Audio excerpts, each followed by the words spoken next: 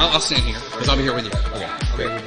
It's only so long. Yeah, so get your family picture spot, and then you guys all want to go to the other side of the fire. And just kind of separate everybody out a little bit.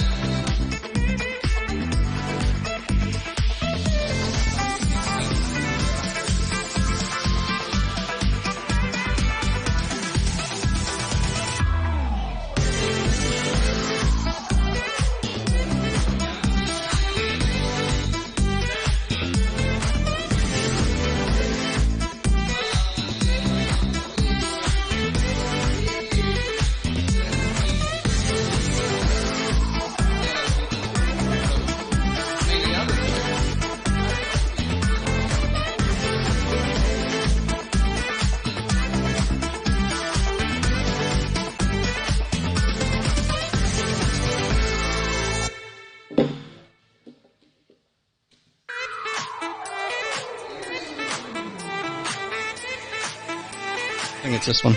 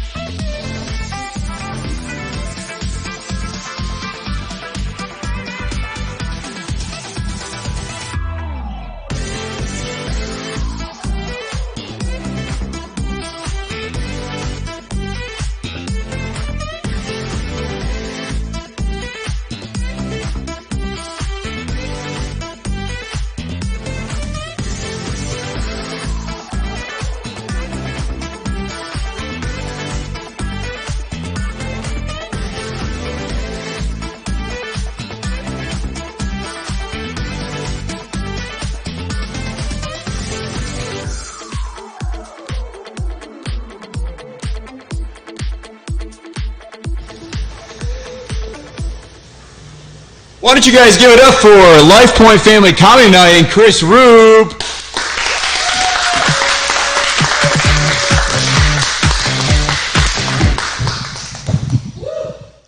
What is going on? This is it. We're trying something crazy here. Welcome. Thank you guys for being part of this. We got a live audience. We got a Zoom audience. I can see several people. How you doing, Miss Sonia? I see you out there. She's waving, so that's working. That's good. I see Bob Rauscher. He's actually in the building. Bob, how you doing? You looking good? You can wave. Okay, don't wave. You just keep looking crazy like that. So we got all kind of people that are either on Zoom. That's going to be kind of our Zoom audience, and we got people in the room that are being an audience. You guys want to say something a little out here? Give it up. All right. It's our live audience. So it's going to be fun. We're going to see how this goes out. So a couple things I want you guys to help me with. Even if you're on Zoom and you have the ability, I see you there, Alicia. How you doing?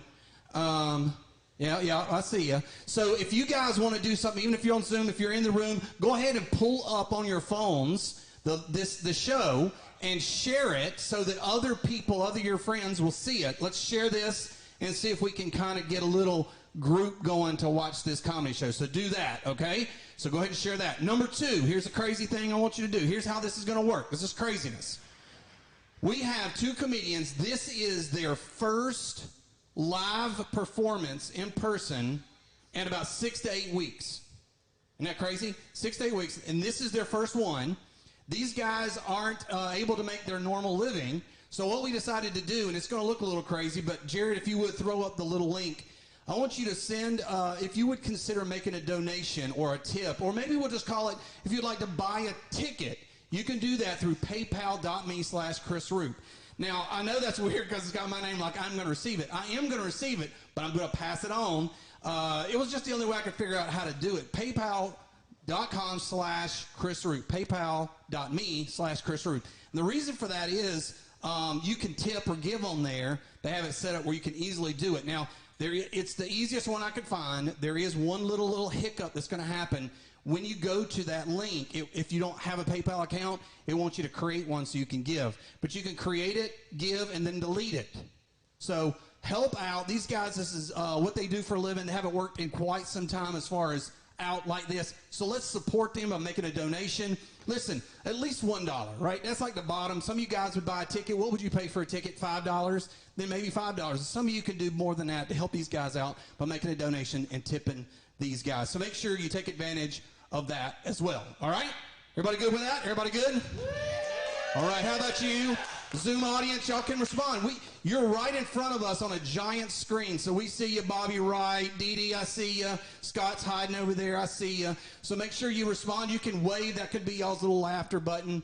Is just wave to the guys, let them know that you're liking what they're doing. Appreciate you guys doing that as well. All right, so this has been weird. We got the COVID thing going on, right? It's been bizarre. I'm not going to lie to you. What do you think is going to disappear when this is all over with? I've got some projections. These are my observations for anybody that cares. I have things, what I call commentary. I do commentary. I comment on things that I think about, all right? So I'm thinking, what is going to disappear when this whole COVID thing's over with? And here's what I've determined. Handshaking is gone. It's going to disappear. And I'm okay with it because it's a weird tradition. Why are we shaking? I mean, I said hey to you. Why do I need to touch you as well? Right? Hey, how you doing? That should be good enough. I don't need a second engagement, right? Oh, is that fair? Okay, so here's what I'm thinking. That's going to disappear. Where did it come from? Why are we even shaking hands to begin with? Did you know 5th century BC in Greece, they did that to show that there were no weapons in their hands? You see? So we can get rid of it. There's no weapons. We don't have to prove that. I think 21st century, we're not killing each other when we shake hands, right? So we're going to get rid of that. Now, here's what's going to come back. Handshaking gone. What's coming in? What's going to be the new thing? Face mask. That's going to be the new thing. I know. Some of you guys hate it. It's just, it was about 4 or 5 weeks ago, right? 4 or 5 weeks ago, this country was unified. We were going to beat the coronavirus. Y'all remember that? Coronavirus is going to end. Now, according to the experts on social media, all the social media people, if you wear a mask, if you don't wear a mask, you're a mass murderer. If you wear a mask, if you don't wear a mask, I'm getting this all backwards now. If you don't wear it, you're a murderer. If you do wear it, you don't believe in Jesus. You don't trust him. You don't believe in the Constitution. You don't believe in freedom, right? I'm just saying there might be a middle ground somewhere. There might be some, maybe it's not as bad as all of that, right? There has to be a middle ground. I've kind of come up with this middle ground. Let's agree on this, will we? Let's agree.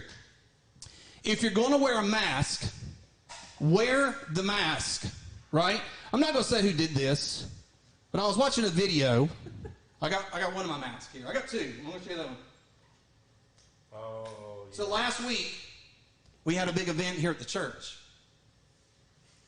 I'm not going to say who it was, but at this Mother's Day parade, there was somebody that was helping at the Mother's Day parade. It might have been the lead pastor, but I don't know for fact.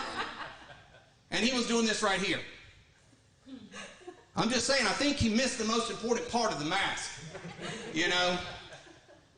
It's the covering of the mouth and the nose. If we're going to wear it, can we all agree that you got to cover your mouth? He's not the only one who's done it. I don't want to throw him under the bus because there's other weirdos out there who are helping people. Hey, if you're a mass murderer for not wearing a mask, that's involuntary manslaughter. That's all I'm saying. You've kind of got it on, not all the way on, right? Yeah, and here's the thing about involuntary manslaughter. I was thinking about this when I was writing this joke. I have side thoughts too, commentaries. So I was writing this joke. I thought about manslaughter. Seems like that's backwards, doesn't it? Murder, manslaughter. If you slaughter somebody, that seems like it would be worse than if you just murdered them. You murder. It's not a real family-friendly topic. I apologize. Some of the kids are crying on there. I'm sorry. Oh, the Normans. I see you kids. Sorry about that, guys. Kleenex. Oh, my bad. Okay, get off the bad news. Okay, so here's the thing that happened. My birthday was a couple of weeks ago. True story. Yeah, don't celebrate me over here. The whole audience is like, who cares? Oh, whatever. Yeah, my birthday was a couple of weeks. Thank you. That's my daughter over there. Thanks. Appreciate it. So I'm not making this up. My greatest and favorite gift that I got this year, by far, was I got a card in the mail from a family member. I won't say who she is. She's probably watching, which will be even funnier. She sent me a face mask. She sent me a face mask, and it's this one right here. And on it, it has menorahs. It has the Star of David, which is all fine stuff. It's what we call a Jewish mask. Right? And you know what happens is, this happens to me quite a bit. I'm not going to lie to you guys. Happens to me quite a bit. People think Chris Roop, he's a pastor, so what are they going to do? They start looking for religious artifacts, religious gifts. Ooh, he'll like that. It looks like it has the Star of David on it and some other weird stuff that Jesus people like. I'm not Jewish, not that I have a problem with the Jews.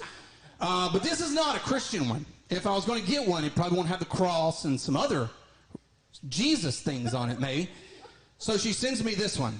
No joke. And this is the story of my life. People always want to end up sending me religious stuff for my birthday or as gifts. They send me crosses. They send me religious T-shirts, these Christian T-shirts. Have you seen these? Please. On behalf of all of us pastors, let me just tell you, we all think it's weird. We join the rest of the world. Your Christian T-shirts are weird. Just keep them to yourself. And you say, well, Chris, you can just re-gift it. No, I don't want to give it to another person and have to see it because it's embarrassing. Jesus wouldn't even wear that shirt that you keep sending to me. I don't want it. And then here's the weirdest thing that people do to me. This is true. I'm not making this up. I had a person whose grandmother passed away, and they gave me the grandmother's Bible. So he's a pastor. He must want a Bible. And so people will give me Bibles, right? And I'm like, how many Bibles do I need? I mean, I don't wake up in the morning and go, I want to read God's Word today. Which Bible should I pick? The big red one? The little white one over here? I only need one Bible. I really don't want your Bible. I didn't even know what to tell him. I didn't want the Bible. I was like, well, keep your Bible, but I couldn't say that. It was his grandmother's. It was special to him. So I threw it away. I'm not going to lie to you. I know, it's terrible. It's terrible. I feel bad about that. I do. And people, you know, I got so many thoughts on this stuff. I'm trying to help us pastors out. Listen to me. Just listen to me, friends. I'm going to speak right now for every pastor, every missionary, every minister on the planet. If you're having a dinner or a get-together or a party or a family reunion or whatever, and happens to be one of these guys in the room, don't feel like you have to ask them to say the Lord's blessing over the food. You know, they're not specially qualified to pray. You know, there's no real gift required. You don't have to go to school for it. How about you pray over your own dadgum meal? Because we're tired of it. We're tired of praying over every meal. That's a lot of praying going on is all I'm saying. That's all I'm saying. That's all I'm saying. Stop asking us. And speaking of prayer, I want to pray over somebody especially tonight. His name's John Feltz. He's our first comedian. We're going to pray for him because he needs lots of prayers. Lots of prayers. Needs the Lord Jesus. No, John is a good friend of mine. And John, I didn't even open up your text to do your... I know, I'm an idiot. And so I'm doing it right now. This is going to be the welcome. It says... And right here it says, my phone on the iPhone, it says, maybe, not sure, John Feltz. So I'm going to go out on a limb and say it's you. So our first performer tonight is a very special guest. Now I'm going to say this, not on there. He's a friend of mine now. We've done a show before together. And he was amazing. By the way, John, you were great. Before all this, before the COVID thing, he actually did this for a living. He actually made money, traveled all over. He does clubs, colleges, churches. He's been in over 35 states. He has opened for Michael Jr., one of my favorite comedians. SNL's, I can't even read that now. I'm blind. I should have had my glasses on, but I'm not going to put those on. He's performed with The Daily Show's Trevor Noah. His goal is to one day impress his in-laws and to help me to be able to read his intro. Everybody, let's give it up for John Feltz. Well, make some noise if you are excited to be here tonight, huh? Yeah! Oh, and give it up for Lifepointe Church, huh, for helping put this on. Isn't that great? Yeah. Or if you're at home, blink, I guess. Yeah, that's... I saw some lady doing jazz hands. That was awesome. Oh, that's awesome. Or praise hands. We've got families. We've got friends. Over here, this is the family of the crossed limbs with attitude. Every single one of them. That's right, yes. Very amazing. How about a hand for your host, Chris? Wasn't he a great host kicking this off? Yeah. Man, he should have kept that mask on, you know? If he keeps that mask on, he could pass for Glenn Beck. He really could. Like, that guy could get away with murder, get some free Arby's or something. It'd be awesome. Sorry, get away with manslaughter. I'm not sure what term we're using tonight, which one is more or less appropriate. Oh, man. This is awesome, right? Isn't it so cool to see the world go digital? Everyone staying positive. Look at this digital fake brick wall. Isn't this awesome? You know what this means? This means at any moment, we could really command a digital Kool-Aid man to break through at any point if we wanted to. It's awesome. There's advantages to having church online, you know? Like now when you go to church and it's online, the pastor cannot see you check your watch. It's great. There's no guilt at all. You've had that awkward interaction, haven't you? You look down to your watch, you look up, he's looking right at you like, it was just foggy. Yeah, there we go, yeah. Definitely not timing you or anything like that. And then look, you gotta stay positive. I'm in a good mood in general, folks. I'm happy, just generally speaking, full of joy. Mainly because last week, I just celebrated 9 years of marriage. 9 years! Ladies and gentlemen, thank you. Thank you, yeah. Now, it ain't no sunshine and rainbows, you know? Like, there are some hard things about marriage, challenges you don't know you'll face. I have to keep reminding my wife that we are not ready yet for a baby. She just keeps reminding me that we have one. Well, it's like, baby, we're not ready for this. She's like, well, he's here. And he's 3 now, so you should stop saying that. He can understand you. Now, if you're in here, though, and you're married, you know that marriage isn't the finish line. It's not the end. It's the beginning. You got to keep chasing after that spouse, pursuing that spouse, looking good for that spouse. And I thought, what am I going to do? How am I going to be doing this? What am I going to do to be continuously attractive to my wife? I thought, here's what I'll do. I'll get me a cool Christian tattoo. That's what I'll do. Yeah. Anyone here have tattoos? Yep. All right. How many of you instead are going to heaven? Let's see. No, I'm just kidding. No, I did not know what a cool Christian tattoo would look like, you know? Like, wasn't sure what that design was supposed to be. Like, maybe instead of a Chinese symbol, a Hebrew symbol. Maybe instead of barbed wire around my bicep, the crown of thorns around my bicep. Maybe get like a flame painted right here and it'd be like the burning bush, you know? Like, that'd be really intense. That guy's spiritual. All right. Yeah, he must be in the worship band or something. Yeah. No, it's a good place to be. No, we don't really fight. You know, we just disagree on things from time to time. I'm not good with words. Like, whenever I try to be romantic, it's like a weird game I play whenever I'm with my wife. It's called What I Wanted to Say, but What Came Out Was. Like, on our anniversary last week, you know, I set up our kitchen real nice. I lit a candle, you know. And what I wanted to say was, sweetheart, you look beautiful in the candlelight. What came out was, you look good in dim lighting. We were getting ready for the hurricane to hit, you know, back in hurricane season, and we were going through some old stuff, and I came across her old yearbooks. What I wanted to say was, oh my gosh, you were a cheerleader in high school? Cool. What came out was, wow, you were hot in high school. I wanted to tell my wife, your love is the fuel for my life. And I went, your kisses are like gasoline. I remember I wanted to tell her, I just enjoy doing nothing with you. And I went, I enjoy doing very little with you. What I say up here doesn't translate here. It's not good. It's not good. I did get into Christian comedy because I failed as a worship leader. It's true. It's true. I used to volunteer at my church a lot until they started background checks, you know, and then, you know, all these technicalities tend to happen. But, you know, it's a good place to be, man. We're very happy. And I see some people, a lot of people are laughing. There's some people at home that are like, I can't believe that guy has a kid. I can't believe that's... No, we, jokes on you, we have 2 children actually, too. Yes, baby number 2 is here, people. We just welcomed our second child into the world. Thank you very much. Thank you. Yes. Yeah. And like I said, we don't fight. We just disagree. How many folks are married out there in Zoom world? Yeah. Well, obviously, I would hope so. You're there as a family. Okay. That's, you know, you guys just tell me whose side you're on. This is our most recent scuffle, if you will. Okay. Survey. It is customary when you go to an ethnic restaurant. It is normal to order in that language, right?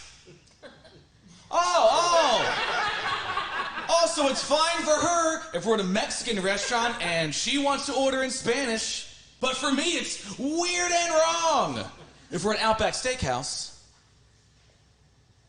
and I want to order in an Australian accent. Oh, it's borderline racist and terrible if we're at a Jamaican restaurant and I want to speak to the waiter about bobsledding. Oh, yes.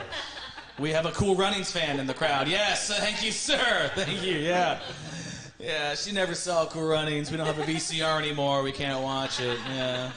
Anyone else's relationship held together by a thin strand of Netflix? Anyone else? Oh, just me? Yeah. Thank you, honest people on Zoom. Yeah. Look, I want to be a good husband. I want to be a husband that loves his wife like Christ loved the church. I die for my wife. That's why I let her choose what we watch. And it feels like death sometimes with her choices. Last week, to be romantic, she picked a movie called An Officer and a Gentleman. Oh, did you hear the ladies on that one? Man, that's the first time you've applauded this whole night. That's right there. These jokes are okay. Richard Gere? Ooh, yes. Do tell. If you're not familiar with An Officer and a Gentleman, let me bring you up to speed. It's a movie that a lot of the ladies love because what happens at the very end? What's the final shot? Richard Gere, the male protagonist, walks into the frame in full naval uniform, picks up the woman, and carries her out of the factory. My wife said, just leaned on me. She went, sometimes I wish you could be a man in uniform. Loud and clear. So, I went to my closet. I got all my merit badges together, okay? Yeah. And I came back out in the living room in my Boy Scout uniform. Yeah. Yeah, what's going on, wife? Check out that comic book collecting badge. Yeah. Took me only 3 weeks to get that. That's pretty quick for that hard of a badge. Yeah, you're not seeing things. That's an eagle. It's like the highest rank you can get. It's like the general in Boy Scout world. Yeah. A lot of the Weeblos respect me. It's pretty good. It's pretty good. My mom's a den mother. I can get a tent whenever I want, you know. Just answer me this, wife. You want to buy some popcorn? I apologize. That was borderline. I also apologize for this mustache. I really do. I saw a Netflix documentary. One thing led to another, and here we are. You know your mustache is bad and creepy when you're at Walmart just trying to get supplies and a mom just shies away her children from you for no reason. It's time to shave at that point. It's time to shave. No, it's crazy trying to make it these days. I used to do comedy, and now I'm trying to survive. And you know what? It's a world where you still want to impress your spouse. I want to impress my spouse still. Ladies, wives, girlfriends, we're trying to impress you. We don't know how. That's why, in addition to crushing it at a secure job like comedian, in order to make some extra money on the side, sometimes I will dabble in magic. Thank you. That is the correct response. No, thank you. No. One person went, ooh. The rest of you just gave me a nice flashback to my in-laws with your blank stares. That was great. That was great. Thank you, sir. Thank you. He's like a thinking Jeb Bush right there. Look at that. It's like, how did I lose? Thanks for that flashback. I literally was like, listen, in-laws, I'm quitting my job to do comedy, but it's cool. Don't worry, it's cool. Okay, I got a part-time job while I'm starting. I'm part-timing as a magician. Now watch as I make your daughter's future disappear.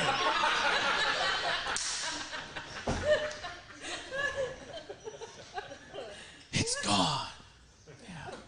I work at a magic camp. Not the joke, sir, but thank you. That's just my life. It's not looking that great this summer either. It's gonna be pretty tough. Yeah, it's crazy. And so, needless to say, we're not exactly rolling in it. We had a second child for the same reason most people do. We actually had too much money just laying around. So what's the quickest way to deplete our life savings and immediately go into debt? So we had a girl this time. Yeah. Did the trick.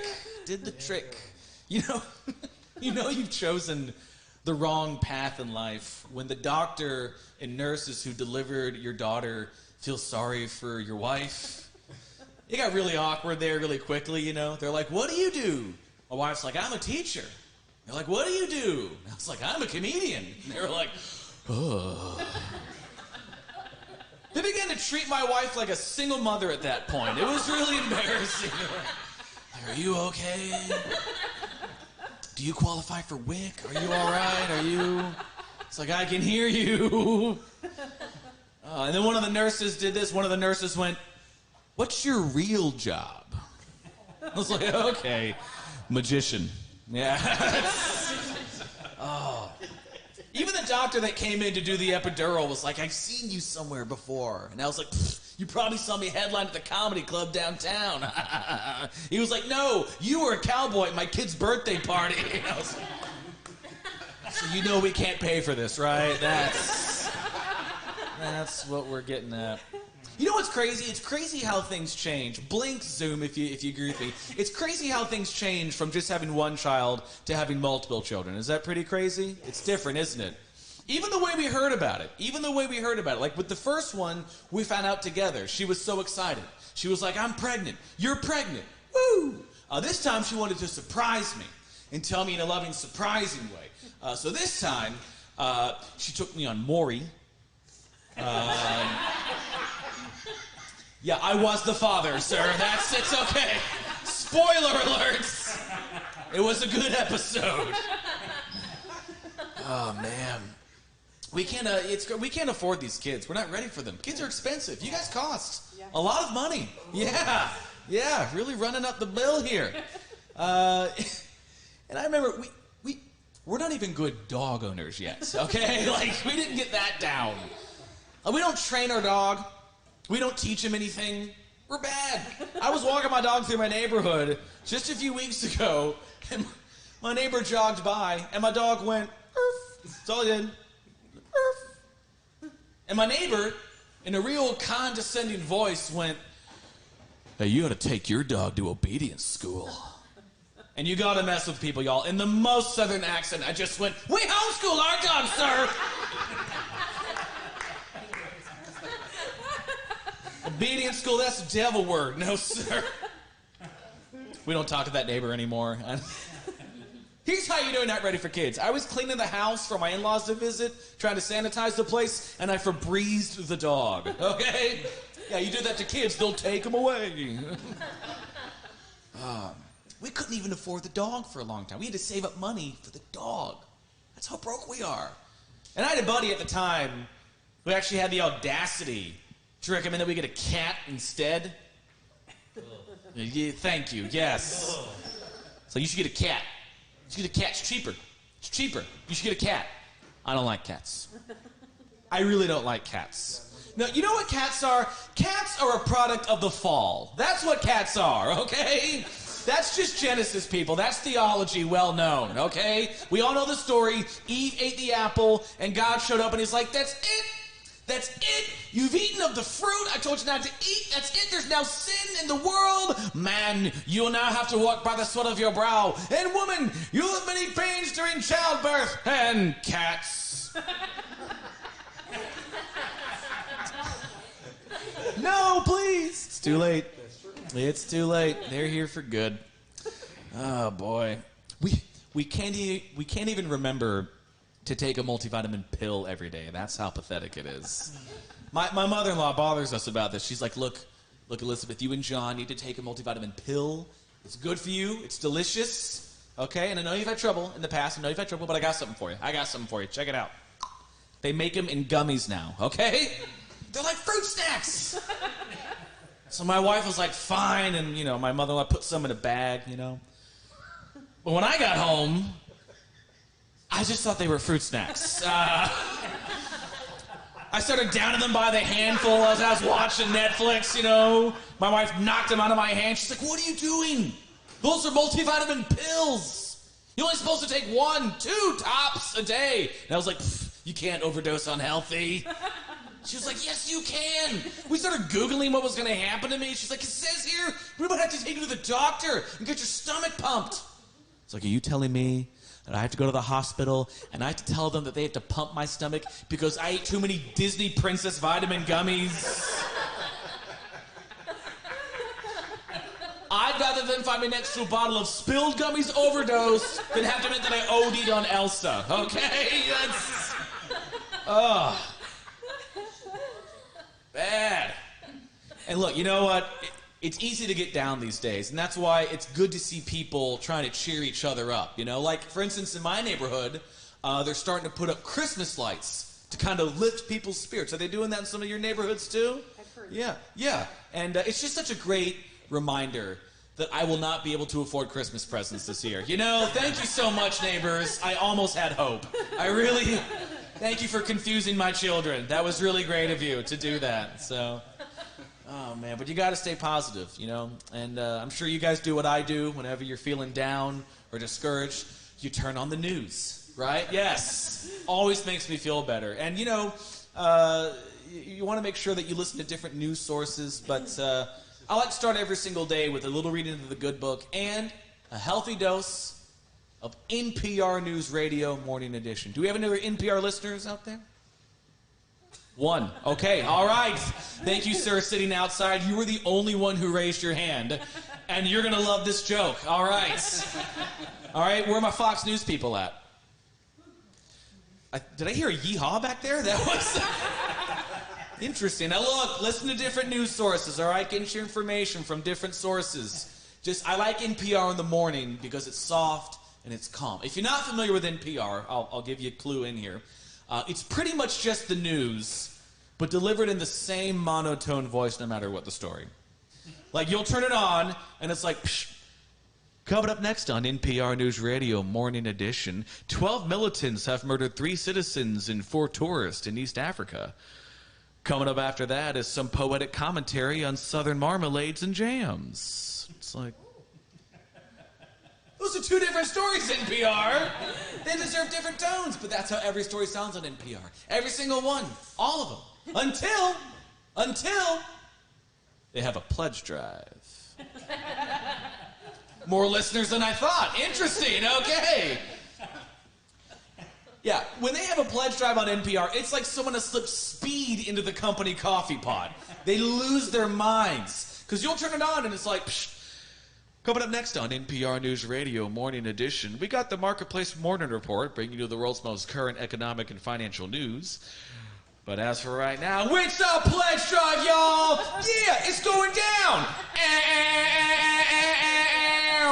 This is Mary Louise Kelly in the studio with the station manager David Volkenflick has just shot me in the back with a syringe full of Red Bull. Yeah! We just raised $1,200, but still got 14 more hundred to go. Send me the pledge online or call them right now, because if you don't, we gonna lose our jobs. Then after that, it's Garrison Keillor with the Writer's Almanac. Y'all gonna tune in now, aren't you? Yeah, checking it out. Oh boy, I saw that here inside the church. They have a lot of Dave Ramsey stuff. Any Dave Ramsey listeners out there? Yeah.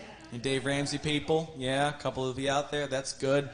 That's good. I try to be a responsible steward with my money. I try to be a good steward with the money God's allowed us to have. We were meeting with our financial planner, which is an oxymoron in our case. He's financially planning our demise. And he showed us this graph that tells you how expensive it's going to be when your kids go to college. He's like, in 15 years, this is how much college is going to cost. And it's like this big hockey stick graph beater thing. So after seeing that, you know what you've decided? You know what we were going to do? You know what we've decided? We're going to home college our kids. That's the best we can hope for. They'll literally go to the same school as the dog. Like, that's just the reality right now, you know. Oh, man, we have finally passed the point, though. We finally passed the threshold where my daughter is sleeping through the night. Oh, man. Thank you, sir. Yes, it is a miracle, yeah. We got lucky. Our first kid slept through the night, just like that. We were like, wow, we are good parents. Little girl, the only way my daughter Emmy will go to sleep is if I stand next to the crib and I have my hand on her stomach. If she knows that Papa's there, she'll go to sleep. But as soon as I take my hand away, she'll begin to cry. So I have to stand next to the crib for up to half an hour like a goon.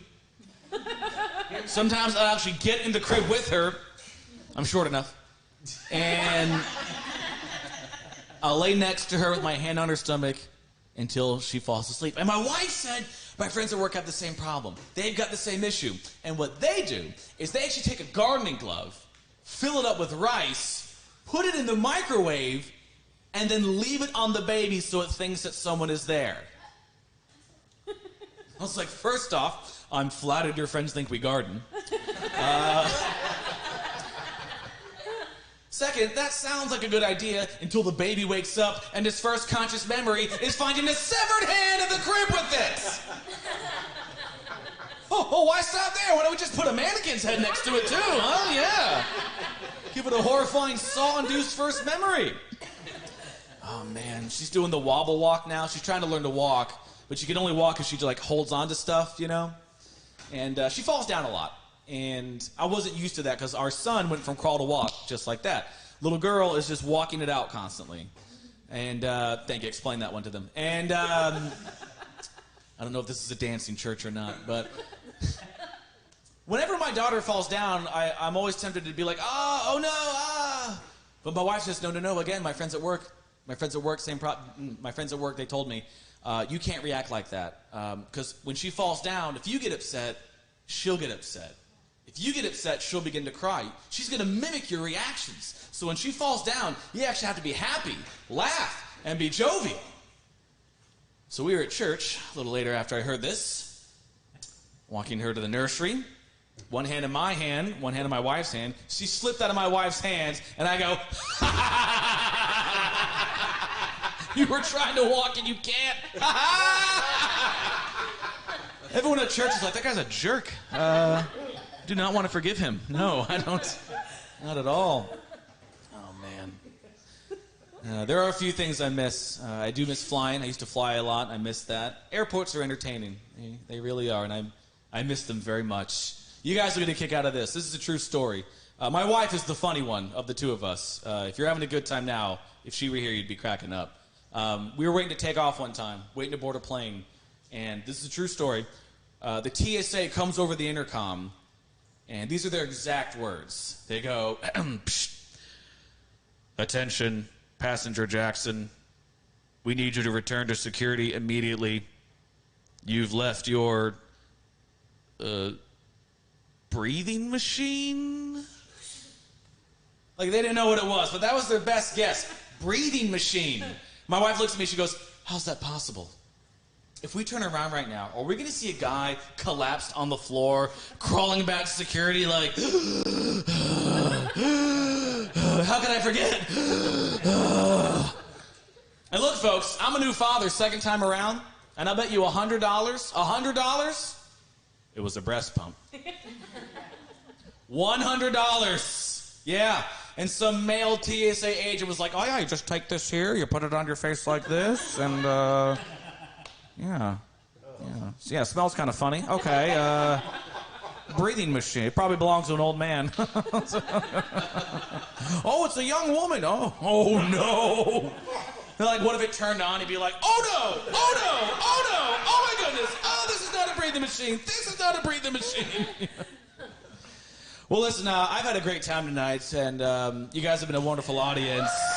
And because of that, I want to leave you guys with something inspiring, you know? Usually when I do comedy, I'm not allowed to talk about my faith. Things are very censored these days. I'll do corporate parties, and they're like, listen, you can't talk about your faith. Don't mention Jesus, no politics. Don't tell jokes about your wife. Some people are here divorced. Don't tell jokes about your kids. Some don't see their kids. And I'm like, I think you want me to do magic. But since we're here, and this is hosted by Lifepointe Church, I can leave you guys with a verse. This is a verse that has been encouraging me during this hard time. It's been encouraging me in my marriage, and just take it to heart. I know it's weird to close on a serious note, but it's my way of saying thanks to you guys for being such a great crowd. Should have memorized it. Hang on. Boy, this is how it feels, huh? All right. This is Deuteronomy 25:11. If two Israelite men are fighting, and the wife of one comes to the rescue of her husband by grabbing the groin of the other man, her hand must be chopped off without mercy.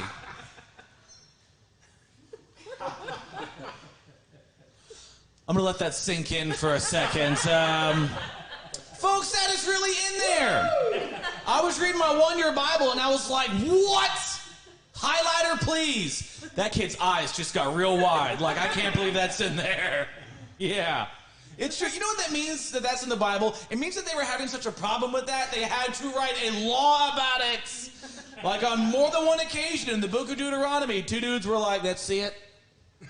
That's it. That's it, Ishmael. No, sir. No. You've touched my oxen for the last time. We're doing this. Here we go. Here we go. Here we go. Whoa, what's your wife doing? Whoa, okay, hold on. All right, time out. Time out. New rule. Time out. Time out. Get Moses. Time out. Time out. Get the stone and chisel. Time out. Time out. Get Aaron. None of you read your Bible. Time out. Come here. Listen, Mo. Listen. If we're ever fighting again and that happens, we're just going to have to cut their hand off, okay? We can't have that, Mo, all right? So, ladies, remember, as you leave tonight, okay? Even if you're in a fight, even if you see your husband fighting, remember, it's in the Bible. Hands off or it's hands off, all right? Hey, my name is Sean Phelps. Thank you for letting me tell jokes. I appreciate it.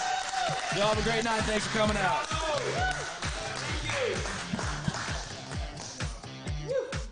That's the new handshake right there. You just bump elbows or something awkward, you know. whatever works. Here's what I'm trying to think about when he was saying that just a minute ago. He's like, yeah, this is my life verse. It's so important to me. Hang on, it's so important I haven't had time to memorize it. I'm just going to have to look it up. Not that I've never done this joke 100 times, that I haven't taken time to memorize it, but there it is. Yeah, that's what it felt like. That's exactly what it felt like. Big hand for our friend John Phelps. This is what in the deaf world we do to say applause. We just wave our hands. That's what you do on Zoom now. Just applaud this way. There you go.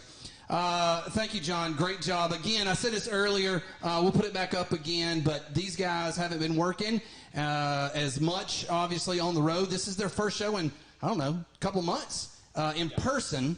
They've been doing some virtual stuff. So if you want to support them, again, paypal.me/Chris Roop. And donate and contribute. Like I said earlier, the minimum is $1, but if you're going to buy tickets, do $5 or, do $10 or whatever or more and help these guys out. Certainly appreciate it. Hey, guys, super excited. I'm going to get straight to it. We got our second comedian, Taylor Mason, coming up. Listen, this guy's awesome. I got to do a show with him up in Charlotte at the Comedy Zone. Great guy, and so super excited that he can be here. Taylor has been headlining. He's been on all kind of TV shows. He's traveled the world, done all kind of stuff. He has He has millions of views online. He has also been to Carnegie Hall. He's done shows there. He's done a show in people's homes. And guess what? Tonight he's going to do a show right here at Lifepointe. Give it up for Taylor Mason. We're doing this or something. I don't know what's appropriate anymore. I don't either. This is the weirdest church I've ever been to in my life. This is the strangest thing I've ever... First of all, just to get a whole bunch of stuff off my chest, thank you so much for coming out to the program. I don't live here in South Carolina. I love it here. It's beautiful. I live in New Jersey, which is really different right now than South Carolina. It's Wuhan. Basically, that's where I'm living. And everybody at the airport this morning, Newark Airport, was empty except a few people getting on my flight, which was packed. Everybody wearing a face mask. Everybody with lots of sterilizer, really ready for what's going to happen. We land in Charlotte. There was a barbecue in the airport. People were having a party, no face masks. There's no problem. I said, yes, I'm so glad to be here in South Carolina with all of you guys. A whole bunch of things. Yes, I met the pastor in a saloon. So that was fun. That was an interesting night. That was an interesting evening. And his introduction was just great at the very beginning of the program, where there are some children here and children watching at home, and he focused on manslaughter and murder and death. In kind of a Joe Biden-esque rant that nobody really can understand. And lots of Zoom people, I was watching them trying to figure out what he was saying, but there's a lot of ministry there if you read the book of Revelation. What's next?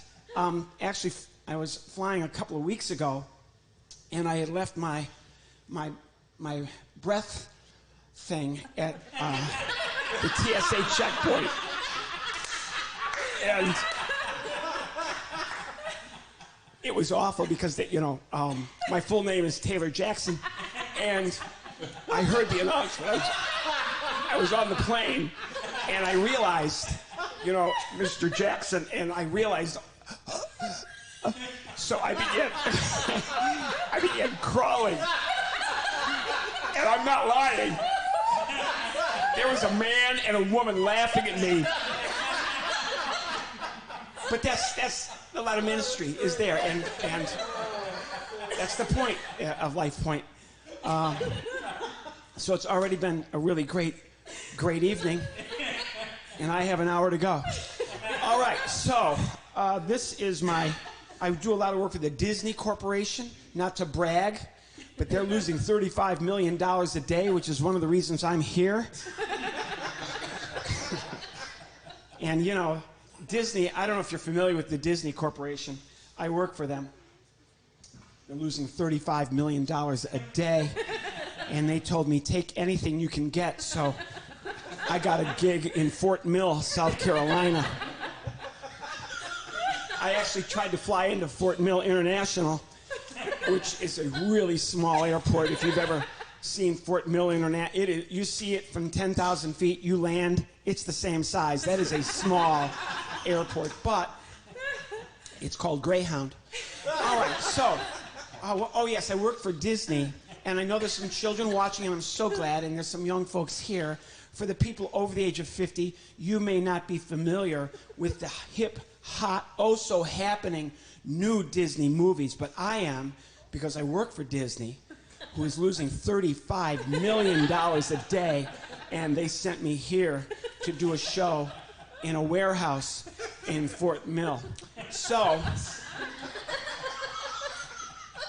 my point, of course, is that the Frozen movies, Frozen 1 and Frozen 2, just reinvigorated the never-ever flagging cartoon and animated series and movies that Disney comes out with. However, living next door to me, where I live in New Jersey, which is different than South Carolina, just looking at Zoom, I see everybody here is very friendly, very gracious, very neighborly. It's a feeling of neighbors. We have a different word for that in New Jersey. We call them witnesses.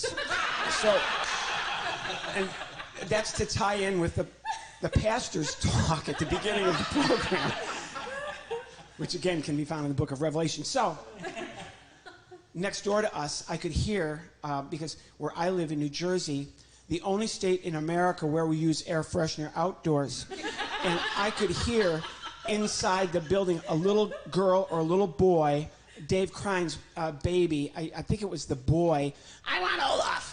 If you're not familiar, in Frozen 1 and Frozen 2, maybe the most popular character is Olaf, and he's a scarecrow, and he's adorable, and everybody loves him.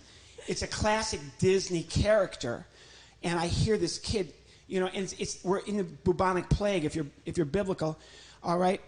If you're not, we're in a pandemic, and I can hear this kid next door, I want Olaf, it's been 10 weeks. And the kid is going stir crazy. And I want Olaf. I want Olaf. I want Olaf. And the neighbors, the guy and his wife, I can tell they're just so upset. So I solved the problem. I went into the kitchen and I got a glass of water and I put a carrot in it. And then I took it over to the neighbor and I said, here he is. He's melted. So it solved the problem for everybody all the way around. Just thrilled to be in South Carolina. I like the Carolinas in particular. This wall is just so impressive, which brings me to another point that I'm going to make here at Lifepointe. If you've ever driven into North Carolina, or if you're familiar with the great state of North Carolina, they have a nice state motto. Now, South Carolina's state motto is perfunctory, but it makes the point. Palmetto State. Perfect, right? Everybody here knows what a palmetto is. It's an irritating little bug. But North Carolina, on their license plate, it says first in flight, which has always intrigued me. Here's an entire state still celebrating 1901. Kitty Hawk, Man Can Fly, the Wright brothers. A true miracle in our lifetime. Man beat gravity. Thank you, Jesus, man can fly. What's my point? Well, there's a wall. What's my point? There's only one nation on the planet in 1901 that was not happy that man could fly. Who was that? Ironically enough, it's the Chinese. Why? The Chinese had just finished building this giant wall all the way around their country to keep people out. But now man can fly. So I picture that last Chinese bricklayer putting the final brick in the Great Wall of China. He looks up. Oh, no! Now, I don't want to get political because that's not what I do. I'm obviously not a rant comedian. I'm not even really a comedian or a rant. But my point is, why did China build the Great Wall of China? Well, if you go to history books, they were trying to protect themselves. But I think that they were coming up with viruses, and they needed to put up the wall to keep them from getting out back in those days. But then we learned how to fly, and they flew them here. But I'm not going to get into that.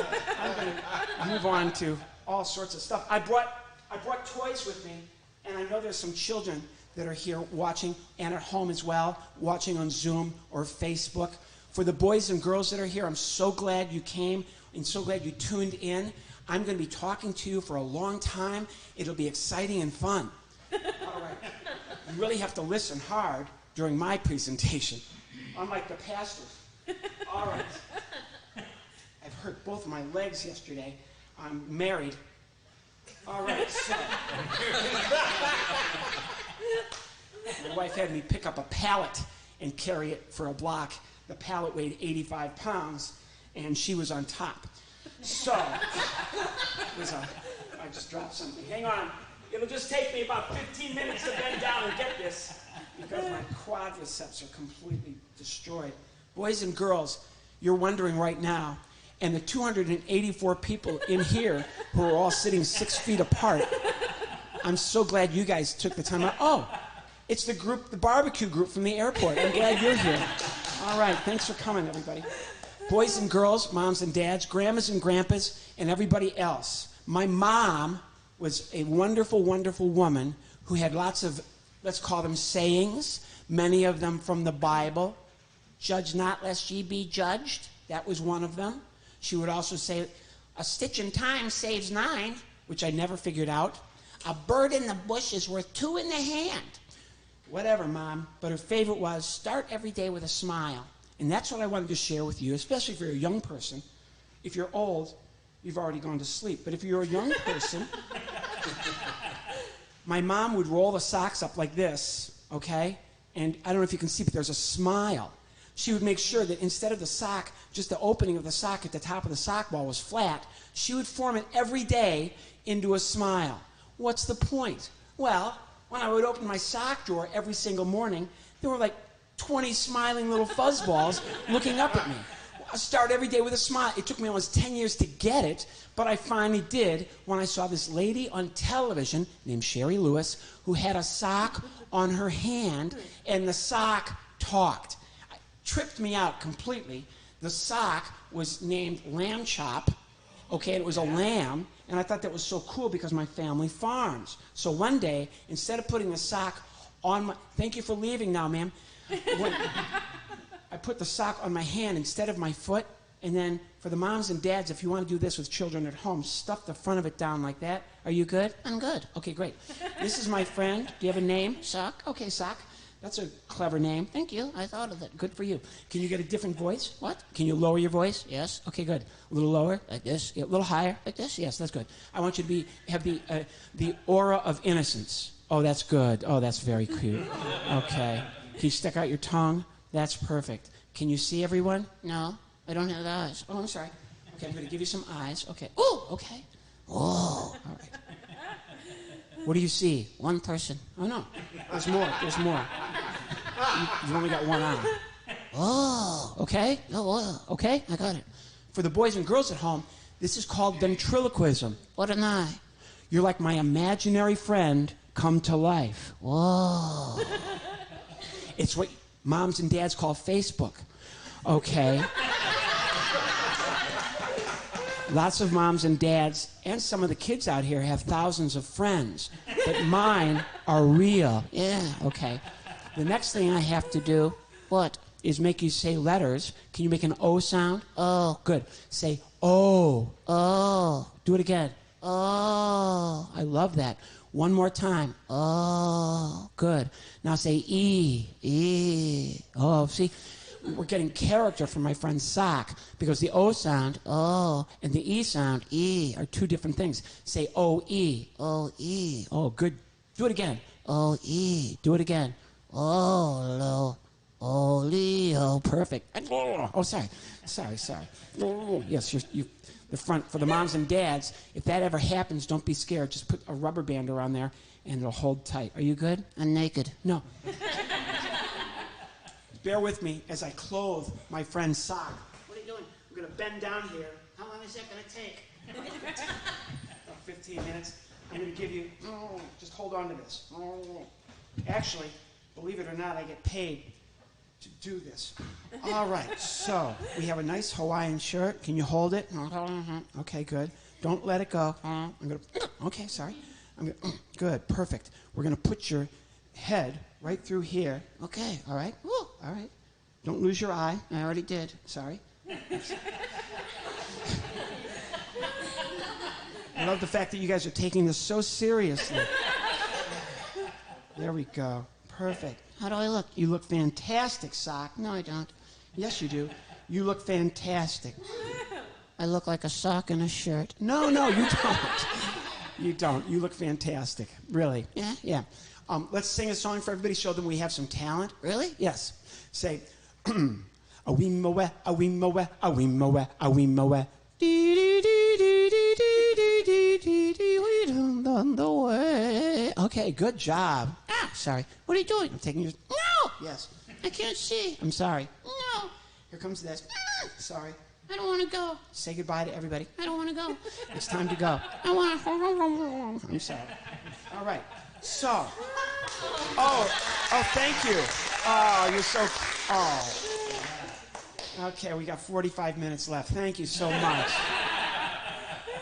You're so gracious. Well, this is great. This is a lot of ministry here, too. Actually, this is perfect for a ventriloquist. I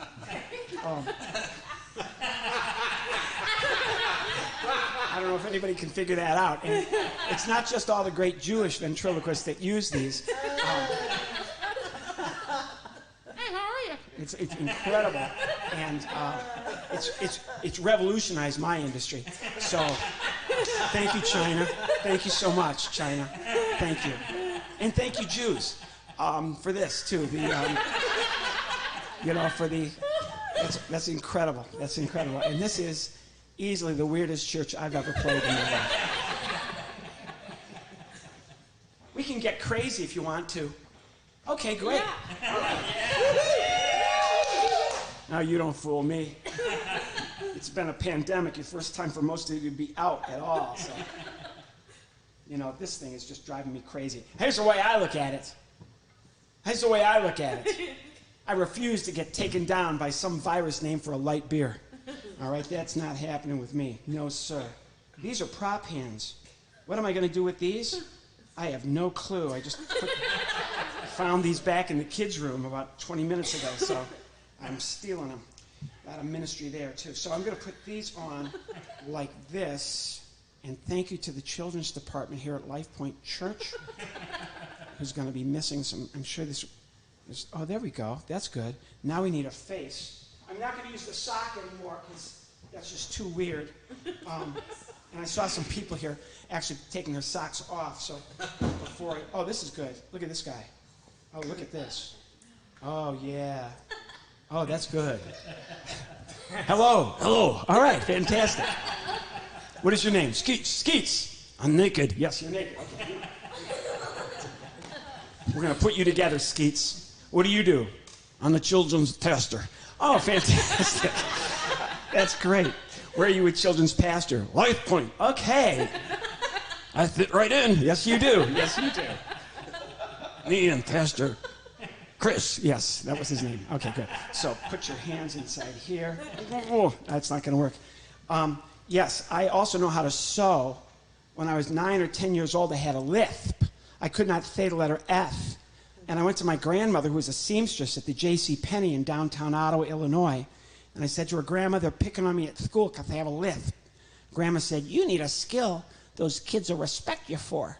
And she taught me how to sew. All right, which is coming really handy when you're building these puppets. Oh, this is great, Skeets. How do I look? You look fantastic. Oh, yeah. You've got your face mask on. Let's take this off. There. Oh, okay. Oh, that's great. Oh, that's awesome. How are you? You're going to save the world. You're going to save the world. Oh, Lifepointe Church, there's a lot of ministry here. Save the world. Yes. Let's go through. Let me adjust your face. Okay, get you on there a little better. Are you good? I'm going to save the world. Yes, you are. You're going to save the world. I am going to save the world. All right.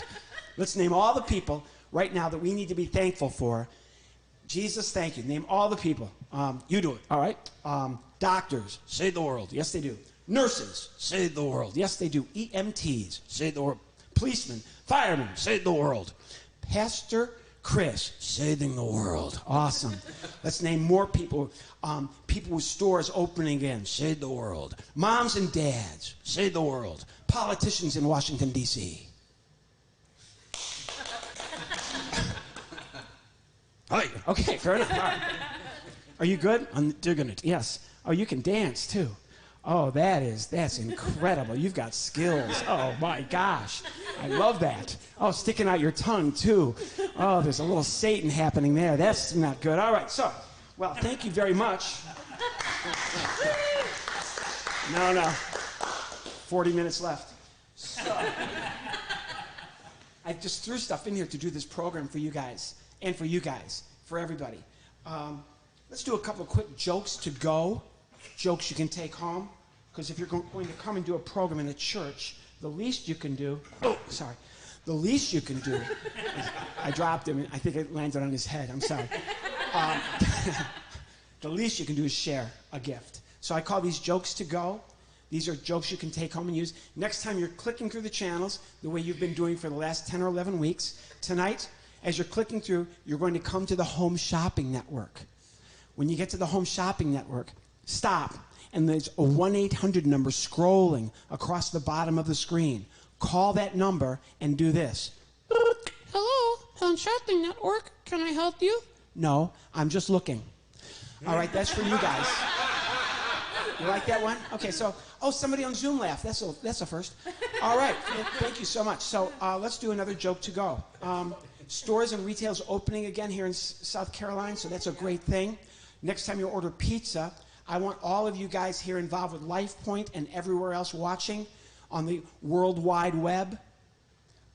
Order Domino's Pizza. Have a pizza party, but get Domino's and make sure it's Domino's. Call Domino's, order one pizza, hang up. Call Domino's, order one pizza, hang up. Do that 10 times. Wait 30 minutes. There will be 10 Domino's pizza delivery men lined up right outside your front door. Push the first one. If they're really Domino's, they'll all go down one after the other. And oh, you like that one? Okay, good. So, but the children are looking at me like I'm from another planet, which is true. So, let's see. Thank goodness we got these stools here. And, oh, my goodness, I love having my props scattered around on the floor when I can't bend down to get them. Awesome. All right. Oops, sorry. Don't be freaked out and don't become a mob. This is a little bit bigger than the guys I've brought out so far. Actually, you stay here. No, you stay there. I'm going to bring this up because there's some children here, and I want everyone to be part of our program. This is the very first, imaginary friend I ever came up with. His name is Paco. Hola, senor. Oh, let's not go there, okay? We're in South Carolina. I want you to say hello, okay? Si. Great. Will you say hello? Si. Please do. Say hello. Hola. No.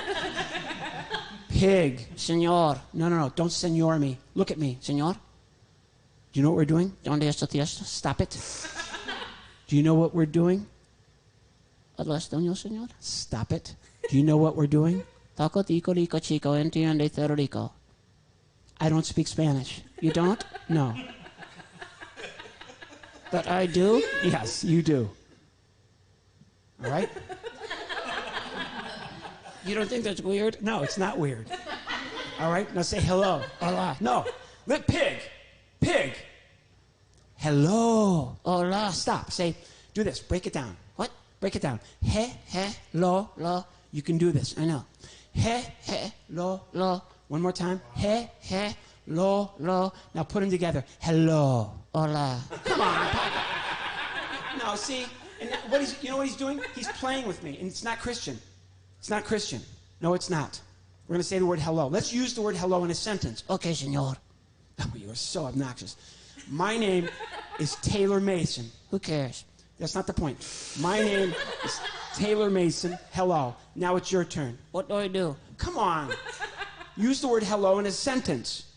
Got it. Say it. I love to eat hello. You cannot eat the word hello. Si. No, Paco. You cannot eat a word. I do. When was the last time you ate hello? Breakfast. Breakfast. You had a little breakfast hello? Si, senor. Oh, that's nice. What flavor? Lemon. Lemon. Oh, how nice. You made a little lemon hello? Si. I'm talking about the word hello, pig. Hello. No. Jello. Oh, get out of here. Get out. See, because in Spanish they pronounce. Let's just do the jokes. I call it a hoax. Will you stop? Do you have a job? I do. What do you do? I'm an attorney. You're a lawyer? See? Don't take that the wrong way. I'm not saying that all lawyers are pigs. We would never say that. I'm not saying that all counselors at law are swine. No. Who are your favorite people? Let's do this. Look at me. Thank you. Who are your favorite people in all of South Carolina? The Jewish people. The Jewish people. They leave me alone. Okay, fine.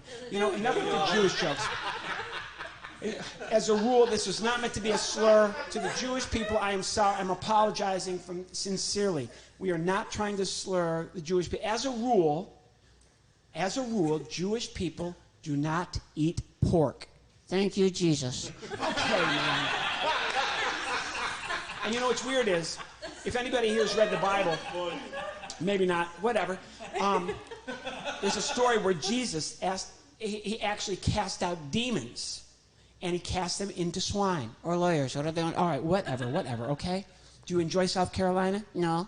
Do you enjoy North Carolina? No. Name one thing you don't like about the Carolinas. Barbecue. I can smell my cousin Ramon. All right. You know, now you're going to freak out the little kids. The little kids are going to freak them out. Can you be cool? There's a lot more to the Carolinas than just barbecue. Football. They love football here. They worship football. They love football. My father is a football. Your father is a football? Mm-hmm. And the Carolina Panthers keep dropping him and dropping him and dropping him and dropping him and dropping. You know, that's a cheap shot, too. That's a cheap shot. You know, these are all cheap shots. I don't know if you've noticed, but all my imaginary friends, it's just cheap shot after cheap shot. I am a kind, loving person, and I'm a Christian.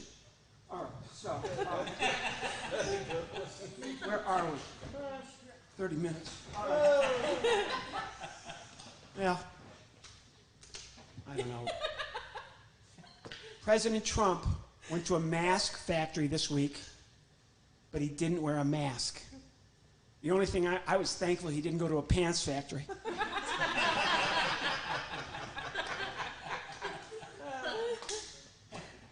That would have been, you know, a step too far. That was Paco. Ramon? You met Paco? No. Come here. This is Ramon. This is Paco's cousin, Ramon. Pigs are a big part of my act. Hello. Hello. How are you? I'm good. Where's Taco? Paco's on the stool right there. Are you good? I'm good. Okay. You guys, right now I'm working with Ramon. What are we doing? We're going to work together. This is a wonderful church. Jesus Christ's thumbprint is everywhere here. People work together. That's what we're going to do. We're in the middle of a pandemic. We are going to work together. How come? Because God works through people. And pigs? Yes. Okay, whatever. You know what? God works through people, and tonight we're all going to be people working together. Who? You, me, Paco. Paco, come here. No.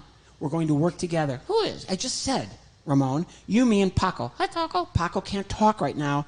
Ramon, look, he's not on my hand. You got to jump up there and get on his back and pull him on my hand. What? I need you to jump up on top of him and pull him on my hand. It's disgusting. No, it's not. No, it isn't. There are children watching. Why are you guys so weird? Why are you so weird? Get up there and pull him on my hand. So awkward. Okay, whatever. But I don't know. Hello, Taco. God works through people, and that is our lesson for, stop it. That is our lesson for today. And God works through people. Right now, he's working through me and helping me make you two imaginary friends come to life. Do you understand? I do. Do you understand? I think so. Great. What are we going to do? We're going to work together. The three of us are working together. We're like the three little pigs. What? We're like the three little pigs. No, we're not. How come? I'm not a pig. Are you sure? Yes, I'm absolutely sure. Come on, here we go. We're going to sing. All right, here we go. Do that for me. Ramon, What? we're singing the song. What song? This is the song. This is what we do. We are entertainers. We get paid a lot of money to do this. Where are we? Fort Mill, South Carolina. No, don't do that. Don't do that. We're going to sing our song. Here we go. You know what's weird is I always say, My imaginary friends have more personality than a lot of people I know. All right. Kind of like one of the stewardesses, but we'll not go there. All right, here we go. A wada and chew. Wait, senor. Oh, you have something caught in your throat? I do. Do it again. You okay? Wait. No, I do. Wait. All right, here we go. A wada and chew. A wada and chew. Ramon, What? sing the song. A wada and chew. A wada and chew. A wada and chew. Ramon, What do I do? no. Sing the song. We're singing a song. We're not messing around. Do you see me sweating? You're sweating like a pig. Shush. We are going to sing the song. Here we go. A wada and chew. A wada and chew. Hit it. What do I do? Come on, Ramon. Get your little pig brain going. Are you being mean? No, I'm not being mean. You're mean. No, I'm not. Senor, here's a little cepito. Stop. Here we go.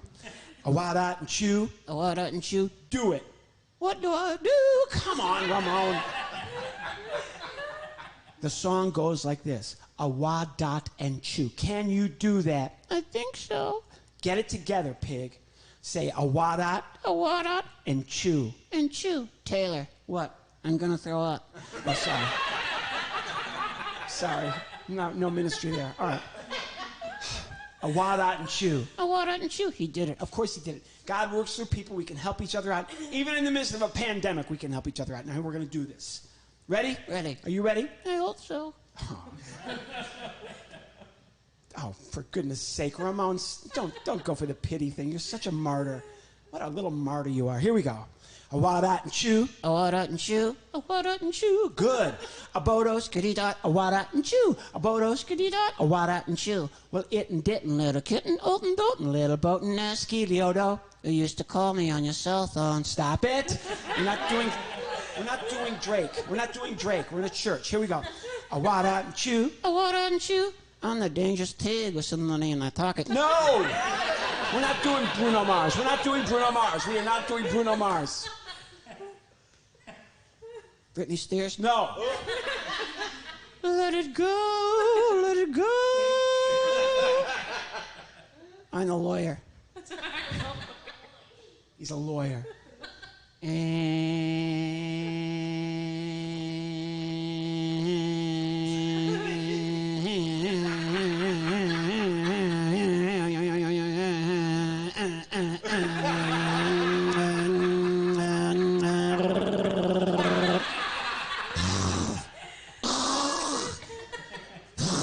I'm sorry.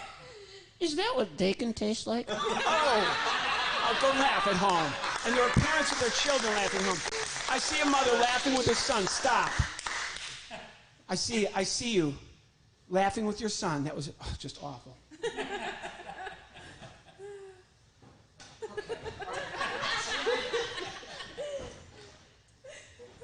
Oh, man. I live in New Jersey, where unemployment is higher than Johnny Depp. Yeah, I said it. That's not a positive. Oh, gosh. Romeo. No. Okay, this one is big. Okay, this next guy is big. Don't freak out. Come here. No, get out of here. No, sorry. No. I know. I'm going to explain the whole thing. Oh, sorry. I'm going to explain the whole thing because people get all upset. It's 2020 and the puppets come alive, please. You okay? It's biblical. You all know that. First book of Samuel, chapter 25, verse 23 through 27, right? Saul's about to be wiped out by the... Oh, forget it. Okay, so Saul goes to the witch of Endor, who's a medium, and she shouts down into Samuel's grave because he's dead. But first book of Samuel. Saul, are you there? And from the depths, they hear, yes. Okay, so that's ventriloquism in a nutshell. This part right here on this guy, this part is a Clorox bottle. The woman that built this for me, Marianne Taylor, is a genius, took a Clorox bottle, cut the handle out, so my arm fits inside. Ow, sorry. Oh, you know what I should do? I want to be politically correct, and I want to do everything the right way because this is a pandemic. What are you doing? Never mind. So what I'm going to do is practice safe ventriloquism. I'm pretty sure I'm the only ventriloquist in the United States who actually practices safe ventriloquism. No. Yes. Is this going to be an exam? No, it's not going to be an exam. Here. Oh, that feels so weird. I'm sorry. All right? Are you going to be good? I don't know, man. I can feel a glove. Okay.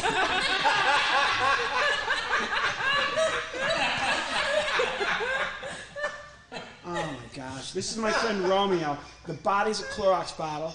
The eyebrows will go up and down as a coat hanger with a pipe cleaner on top. What's up, girl? All right. Oh, stop. For the people who are watching at home, there are people here. Yeah, like 8. Okay. Oh, stop. The taster was like, whoa. Okay. It's like Christmas. Okay, man. Stop it. She is checking it. She's not checking you out. Romeo. We're in a church, for goodness sake. You meet a beautiful Christian woman, okay? Okay. You want to show your faith, how you live your faith, how you have great faith in your faith. Mm-hmm.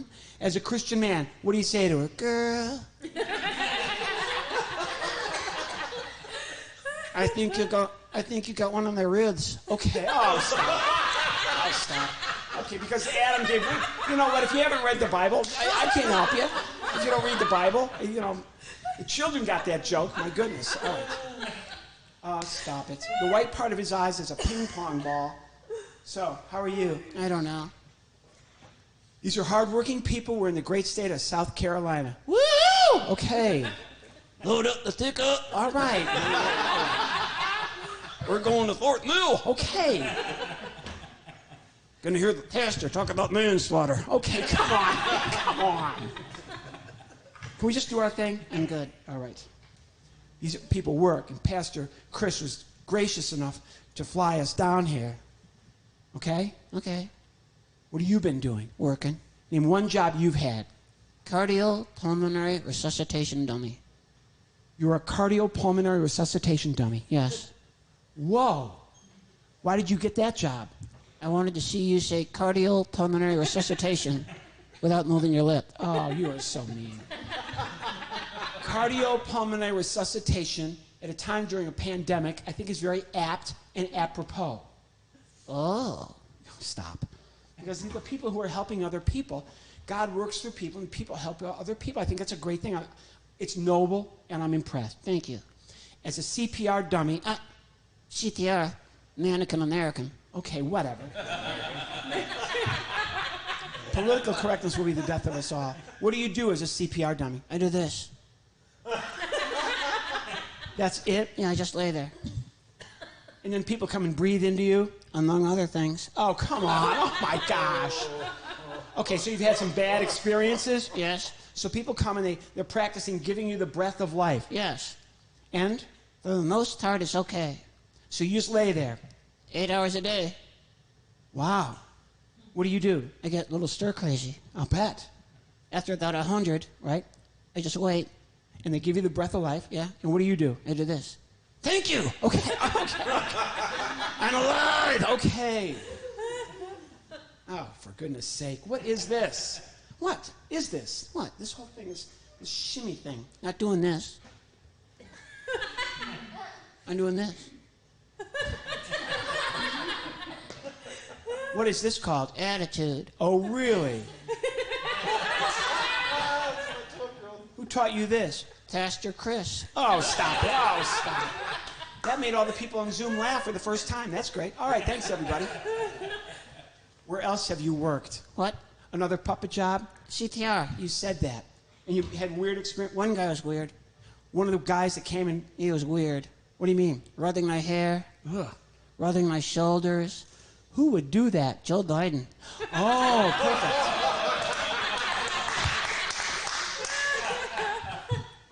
I said it, girl. Okay.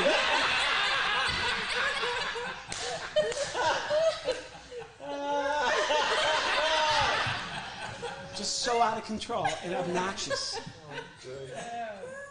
You know, we really got to go because we have another gig in August. So, John Phillips was funny. John was a very funny stand-up comic. Because he's a wonderful person and a great. Pastor Chris was nice. Yes, and all these people here. All 10 of them. Yep, they're very nice. Very nice people. Name one other job you had. Tackling dummy. Oh, tackling dummy. Here we go again. Working with God, working through people, and you became a tackling dummy for Pee Wee football? Nope. High school? Nope. College? Nope. NFL? Mm-hmm. You were a tackling dummy for the National Football League, Romeo? Yes. 300-pound men who can run 40 yards in 4 seconds were tackling you? No. I was with the Carolina Panthers. Oh, come on, man. It was like this. All right. Miss me. Stop. Again. Okay. You're out of control. Don't even move. That is really disgusting. My hand is so sweaty. Are you okay? I don't know. I'm going to start putting everything away. No. Nobody wants to, Skates, nobody wants to hear from you. Papa, Senor? are you okay? Si. Ramon, Mm-hmm. you good? I'm good. The end of my show always looks like the end of a bad horror movie. Which pretty much ties in with the pastor's opening remarks today. Oh, gosh. Okay, what are we going to do here? We're going to get out of here. Romeo, No. get back in the bag. No, Taylor. Yes. No, Pastor. Shush. Pastor, I love you. Pastor, come in here.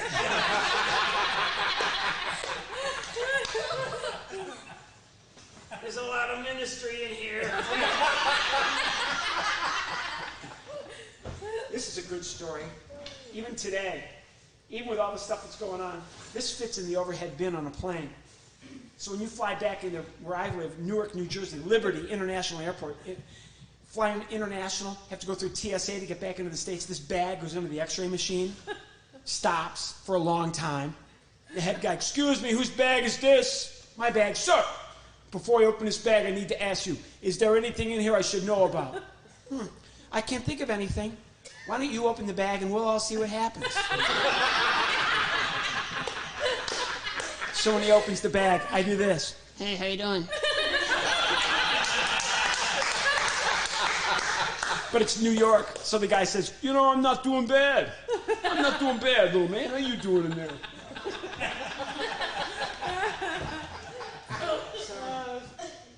Oh, my gosh. Usually by now, I've put everything away and I've walked off. But since I can't walk, my quadriceps have been ripped out. It's going to take me about 15 or 20 more minutes. So, I think this is appropriate at this time that you all break off into small groups.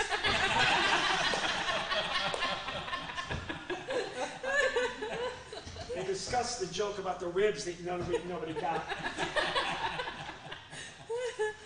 Okay, well, for those of you watching at home, thank you so much for watching. You're very gracious, and it was very, very nice of you. Thank you very much. And you guys here, you know, you are a cast of millions. You're just wonderful, and God truly works through people. You literally made my day. Thank you so much. Be safe, everybody. Be safe. Oh, and here comes Pastor Chris. And here comes Pastor Chris. This poor man has never had any love in his whole life. He's a loveless pastor. But we're going to change that tonight. Go crazy, go wild. Jazz hands for Pastor Chris. I would shake hands, but it's sweaty and illegal. But I don't have problems with sweaty hands, so I wouldn't know anything about that. That's my disease. I have sweaty hands disease.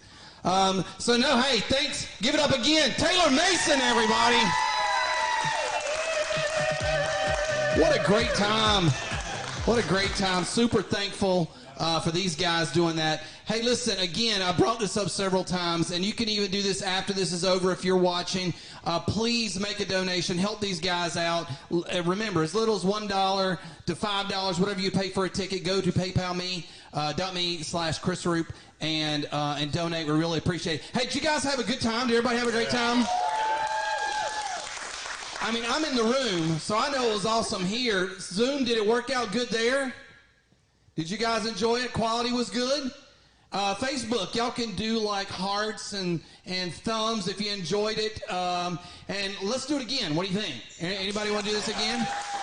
Let's do it again. Show some love. Hey, thank you, everybody. Appreciate y'all being here again. Make sure you donate, and let's do this again. Good night.